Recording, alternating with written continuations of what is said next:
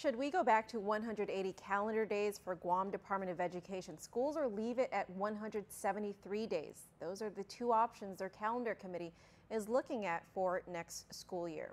The two options in detail are to either go back to the regular schedule, which is 180 calendar days with 2 professional development days, or keep it at 173 calendar days, which adds more flexibility to add in professional development days. This current school year was shortened specifically for the Festival of the Pacific Arts. Other options included using other holidays such as Columbus Day and President's Day and use it for either teacher training days or flexible makeup days for the students if need be.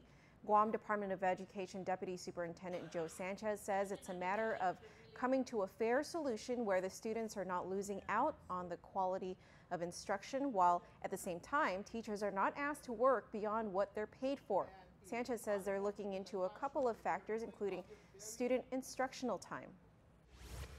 It seems like the secondary schools aren't as affected as much as the elementary schools, because by definition in the secondary schools we use what's called the Carnegie unit, and the Carnegie unit is basically 60 hours for a half credit or 120 hours for a full credit. With 180 days, we exceed that by a lot of days.